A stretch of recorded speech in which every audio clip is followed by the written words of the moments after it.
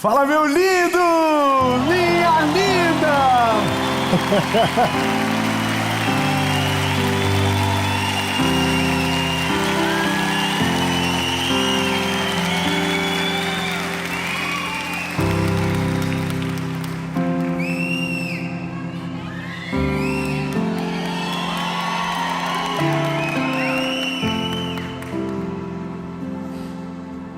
Amém. Olha, eu tô tão feliz que você está aqui nessa mensagem e eu tenho certeza que Jesus vai falar com você. Eu quero te convidar para fazer parte da nossa comunidade, a caminhar com a gente, a viver essa jornada de todos os dias. 2 vezes por semana tem uma mensagem para você aqui no nosso canal. Segunda-feira às 7 e quinta-feira às 7 da manhã. Hoje é uma mentoria de vida e eu quero muito poder ajudar você na sua caminhada, servir você. E nós temos uma comunidade onde você vai ser avisado de todas as mensagens e você vai fazer parte daquilo que Jesus está fazendo. Nós não somos mais um canal do YouTube, a gente é uma comunidade. Amém? Então, entra, faz parte. Se você ainda não é inscrito no canal, se inscreve, ativa o sininho e fica comigo. Segunda no YouTube às 7, quinta às 7 e de segunda a sexta no SBT às 7 horas da manhã, o Bom Dia Esperança. Então vamos fazer o seguinte, vamos para a mensagem.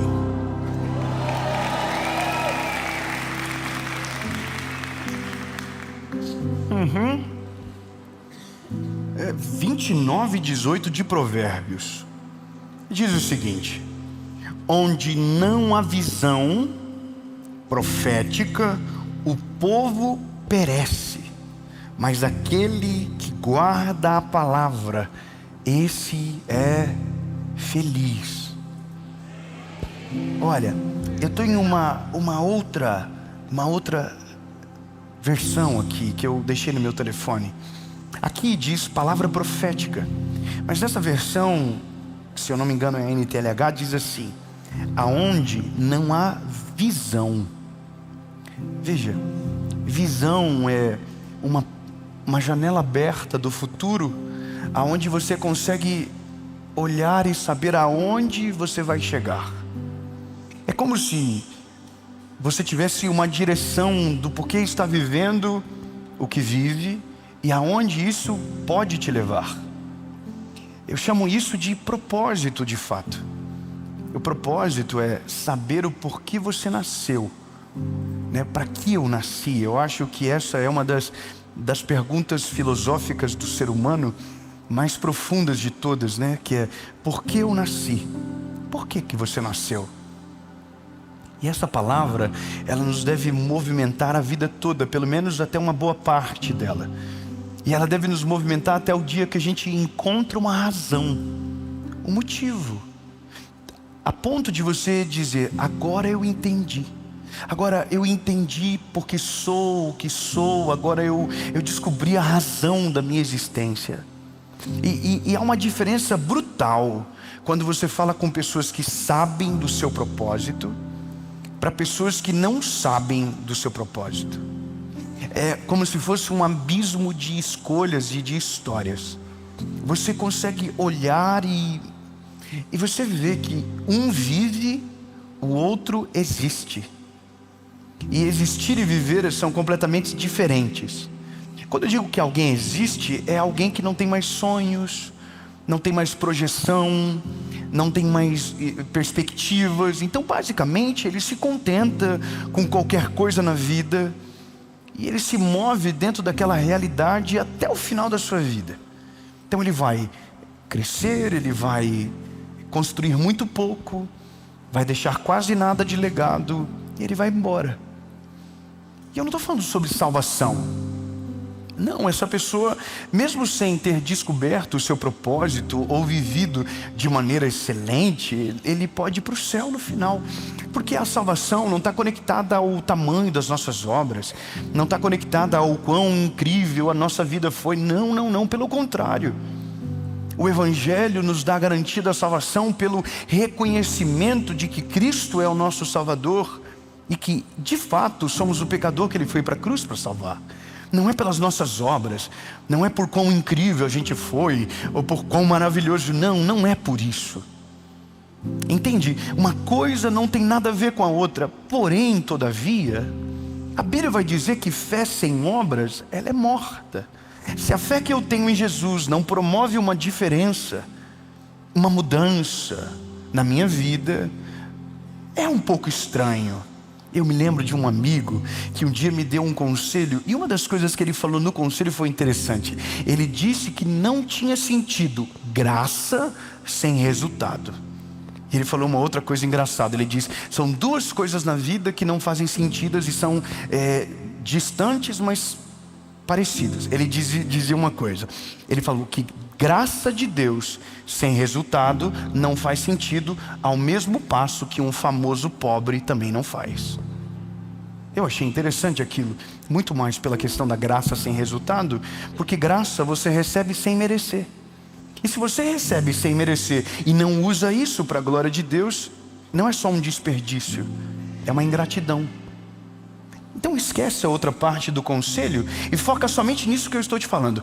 Graça sem resultado não faz sentido. E o que a gente vê no nosso tempo é mais ou menos assim.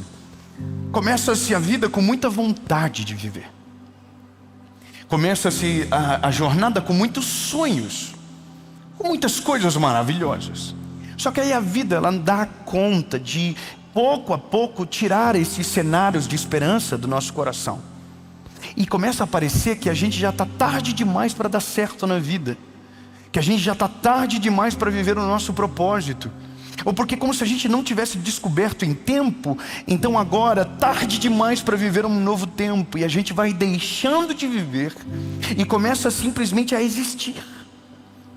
E se você parar para pensar hoje, a quantidade de pessoas que apenas existem e não vivem mais, ela é absurda. E são essas pessoas que apenas existem, que reclamam da vida, que estão o tempo todo com uma visão pessimista sobre tudo, sobre todos. Eles não têm coragem para sonhar, eles não têm coragem para dar passos ousados, eles não têm coragem para nada. Minha vida se resume a um calabouço de escuridão, aonde você acorda, trabalha e volta para casa. Acorda, trabalha e volta para casa. Acorda, trabalha, volta para casa. Se algo nesse relógio der errado, a vida acaba. Se essa roda não girar igual no outro dia, você já não sabe mais como reagir. Se o diferente se manifestar, você não sabe para onde você vai. Então por isso que a Bíblia está dizendo que se você não tem uma visão, você vai perecer. É como se o Senhor estivesse dizendo: se você não tiver um objetivo, você não vai chegar. Se você não tiver um alvo, você não vai conseguir. Se a vida com Jesus tem um alvo da salvação, e mesmo fazendo de tudo não poderia conquistar, porque o preço já foi pago na cruz do Calvário, só existe um objetivo na vida então.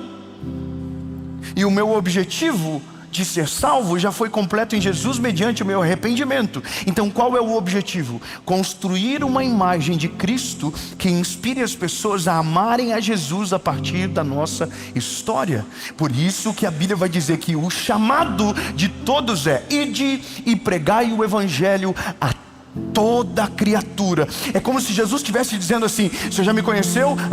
Então agora acelera o passo e começa a fazer quem te conhece e conhecer aquele que você conheceu. Me faça conhecido. E não existe nada mais poderoso na vida do que fazer Jesus conhecido a partir das nossas obras. Obras dignas de alguém que ama Jesus, obras dignas de alguém que foi impactado pelo Evangelho e agora está mudando a vida de alguém. E eu não estou falando de um carro importado, não estou falando de uma casa gigante, não, lindo. Eu estou falando de uma família que não se quebra na tempestade. Eu estou falando de filhos que honram os pais. Eu estou falando de famílias que não se quebram, que não se derrubam, que permanecem. E aí, eu vou ser bem sincero para você: só dá para ter uma família dessa maneira se a família tiver um objetivo de onde quer chegar. Irmão, eu vou falar uma coisa que é perigosa, não me leve a mal, mas a vida do ser humano, se não tiver uma dívida,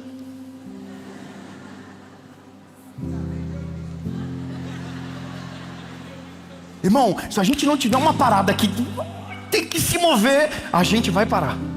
Se a gente não tiver uma esposa,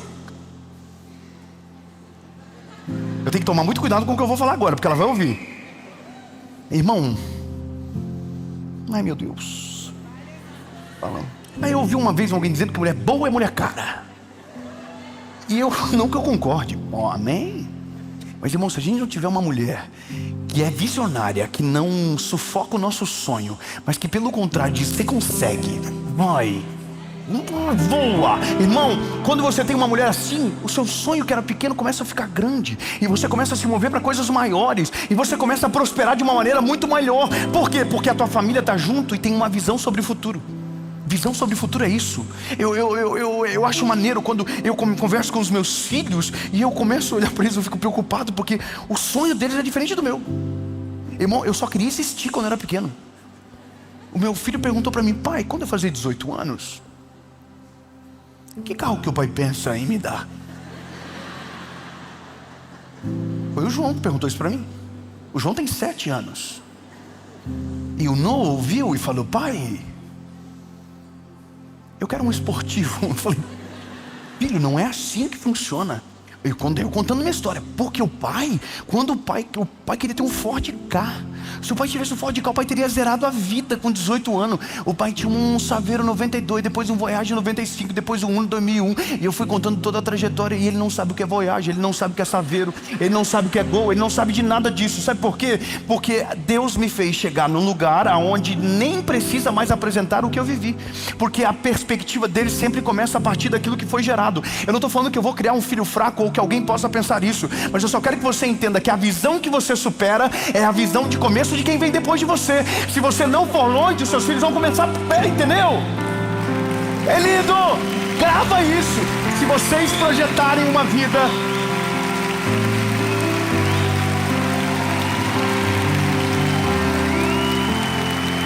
e entenda isso. Eu não estou falando de carro, eu não estou falando de casa, eu não estou falando de dinheiro, eu estou falando de perspectiva. Eu não orava com os meus pais quando eu era criança, mas eu chego no quarto dos meus filhos, eles estão de joelhos dobrados na beirada da cama. Tudo que demorou tempo para eu viver, para eles já parece normal. Irmão, meus filhos estudam num colégio que eu não sabia que existia quando eu era pequeno. Já parou para pensar que isso é exatamente sobre nós? Se você existe, você não vive. Agora, se você vive, a existência faz tudo valer a pena. Você vai ver os teus filhos crescer, você vai ver Deus fazer coisas extraordinárias na sua família, porque você tem um propósito, e o meu propósito não é ter mais, o meu propósito é glorificar o nome de Jesus em tudo aquilo que eu faço. Então, meu lindo, eu não estou aqui gravando uma mensagem a mais por semana porque eu quero me aparecer, não, meu lindo, é porque Deus falou comigo, tem que fazer mais. Você tem vida, você tem sangue nos olhos, vai para cima. Meu lindo, eu acordo de madrugada sempre. Talvez você não sabe, eu estou gravando essa mensagem, eu viajei a noite toda, eu dormi 1 hora durante essa tarde, mas eu estou aqui com meu coração cheio de alegria, porque eu sei aonde eu quero chegar, eu sei o que Deus tem preparado para mim. Se você existe, você não se move para fazer além do normal. Nós não fomos chamados para fazer o comum, a gente foi chamado para fazer o extraordinário, para fazer o que ninguém está fazendo, para viver o que ninguém está vivendo, para pisar aonde ninguém pisou, para colocar a mão onde ninguém colocou a mão. Deus nos chamou para viver o extraordinário. Se você não tem visão sobre o futuro, você vai perecer. E o único que nos dá visão sobre o futuro é o Senhor Jesus. É Ele que clareia a nossa mente, é Ele que endireita o nosso caminho, é Ele que abre os nossos olhos, é Ele que nos livra do adversário, é Ele que nos coloca em processos que nos levam para o extraordinário. Mas a gente só vai viver se a gente deixar com que Ele entre dentro do nosso coração e da nossa mente. Nós não podemos existir. Grava isso. Você não foi chamado para existir somente. Acorda, trabalha, dorme. Acorda, trabalha, dorme. Não, Deus chamou você para viver uma vida extraordinária, uma vida que inspira, uma vida que muda a vida dos seus filhos, uma vida que traz segurança para a sua família, uma vida que faz as pessoas olharem e dizer, meu Deus, que coisa linda essa família. E não é pelo carro, não é pela casa, não, é pela segurança, pela paz que a tua família transmite. Deus tem um propósito na sua vida, e o propósito dele é ser conhecido a partir da sua história, a partir do legado que você vai construir. Ou seja, se você não tiver uma visão clara sobre o futuro, você não vai se mover em direção ao extraordinário. É só isso. Quando eu entendi isso, eu comecei a olhar para minha casa de uma maneira diferente. Eu sou intencional. Ser intencional é treinar os meus filhos. Não é um treinamento superficial, é com gestão de tempo. É voltar para casa e ficar com eles. Eu quero que eles amem a Jesus. Então eu descobri que se eles entenderem que o que o papai deles faz é inimigo de ter o papai em casa, eu vou ganhar tudo, todos, e vou perder a minha família. Já parou para pensar que tudo sem propósito não tem gestão de tempo, não tem uma gestão sábia, é só pela estação e nunca pelo futuro? Sabe qual que é a minha expectativa para amanhã? Buscar minha filha no colégio. Provavelmente não vai ser uma noite que eu vou dormir bem. Eu vou ter que acordar de madrugada. Mas amanhã, minha filha não quer nem saber se eu dormir bem, se eu dormir mal. A única coisa que ela quer, porque amanhã ela vai chegar para a professora dela e vai dizer: prof, quem vem me buscar hoje é o meu pai. E a apresentação de balé dela se eu faltar? Irmão, não vale nada a pena. Por isso que nunca é sobre o dinheiro, nunca é sobre isso não, lindo. É sobre o que você está fazendo com a sua existência. É sobre ser intencional com a sua família. É sobre dar valor para aqueles que merecem a sua volta. É sobre ter um propósito claro no que você faz. Sabe, quando você tem um propósito claro no que você faz, não importa onde você trabalha, a sua eficiência, o que você faz vai aparecer de alguma maneira. Você sabia disso? Eu me lembro de uma história do rapaz que varreu o pátio da empresa. Ele varreu o pátio da empresa durante muito tempo. Só que quando ia o outro varrer, a empresa nunca ficava limpa. Mas quando ele ia, a empresa ficava um brinco. O abismo da vida se dá quando o menos provável se levanta no meio dos prováveis. É quando o improvável se levanta no meio da história. É só alguém limpando o chão da empresa. Não tem projeto, não tem carreira, mas ele não está vivendo como se fosse a última parte da vida dele. Ele está vivendo um dia de cada vez. E essa é uma história de verdade. Até um dia que o chefe da empresa chegou e falou assim: engraçado, tem dias que eu venho e que a empresa está limpa, e tem dias que eu venho que a empresa está virada no alho. Por quê? E aí o supervisor falou: o dia que o senhor vem e que está limpa, é essa pessoa aqui. E o dia que o senhor vem e está sujo, é essa pessoa aqui. Olha que coisa interessante. Pensa comigo. O que você faz? Você coloca o que limpa mal para fora e substitui para que os dias que ele trabalhava, para aquele que está bom, fazendo bem, cumpra a função? E então ele fica no mesmo lugar? Sim ou não? Não é o lógico? Pensa, você tem 5 dias. 3 dias alguém que limpa muito bem está lá. Os outros 2 dias alguém que limpa mal. Então qual que é o lógico? Tira essa pessoa dos 2 dias e coloca o que limpa bem os 3 nos 5. Essa é a lógica que talvez a gente acredite ser a viável ou a comum. Mas olha como que acontece na história. A história é assim: o que limpa bem 3 não limpa mais nenhum dia depois de amanhã. Não, você não pegou. Eu vou melhorar. A lógica é: o que faz bem feito os 3 dias não vai limpar mais nenhum. Não é possível. Eu vou melhorar. Não é possível. Significa que tudo que você faz com excelência, você não fica, você promove.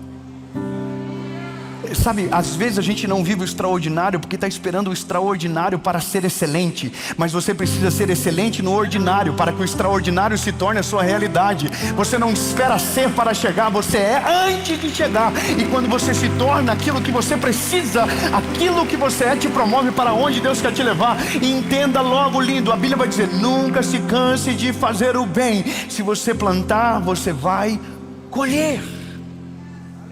Então o chefe chega para esse garoto e diz: você a partir de hoje não limpa mais a empresa. A partir de hoje você vai para outro cargo melhor. E essa é a lógica da vida. Deus está olhando para mim e para você e está dizendo: eu tenho um propósito com você. Eu tenho um propósito extraordinário com você. E aí você diz: Deus é maravilhoso. Deus vai dizer: não é ainda. Ainda é ordinário. Ainda é comum. Ainda é pequeno. Mas se você fazer com excelência, você vai ser apontado para o extraordinário. Quem existe nunca vive promoção, lindo. Quem apenas existe, ele fica no mesmo lugar. Eu me lembro que no ano passado, ano retrasado, eu fui na casa de uma pessoa que eu conheci ela há anos atrás, há muitos anos atrás. E eu cheguei na casa dela, estava exatamente tudo igual. A mesma geladeira, a mesma mesa, o mesmo cheiro, o mesmo assunto, a mesma conversa. O que a vida mudou para um que não mudou para o outro? E aí a resposta é: a vida não mudou para ninguém. Quem mudou foi a gente em relação à vida. A vida seguiu o curso para todo mundo, mas as nossas escolhas levam a gente para outros lugares. Então eu quero que você entenda, lindo: quem tem propósito, quem vive de maneira excelente para a glória de Deus, vive o extraordinário. Sabe qual que é uma das coisas, um dos maiores segredos da Suíça? Isso aqui é algo interessante demais. Tudo o que um suíço faz, ele faz para ser o melhor. Por um princípio do apóstolo Paulo: quer comais, quer bebais, faça para a glória de Deus.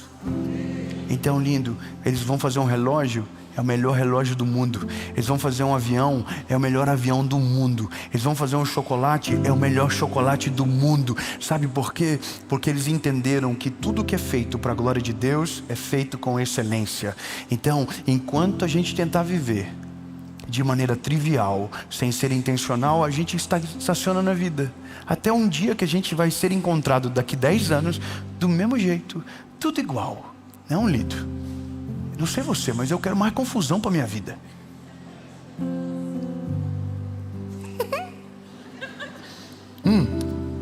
Eu sempre termino o ano orando assim: Jesus, não é possível que dá para ter coisa mais legal. Não é possível que tem mais coisa para viver. Irmão, todo ano Deus vem e surpreende de uma maneira extraordinária.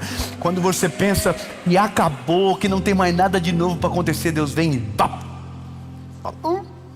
só continua se movendo. Fala para quem está perto de você: continua se movimentando. Continua se movendo em direção à vontade de Deus. Continua. Deus vai fazer o extraordinário. Para a gente é só fazer o ordinário bem feito e com excelência, e dá certo. Amém? Jesus, tu é maravilhoso, Senhor. O que o Senhor tem para nós ainda? A gente se compromete com uma coisa: nós vamos fazer o ordinário com excelência, contando que o extraordinário o Senhor fará. Em nome de Jesus. Amém.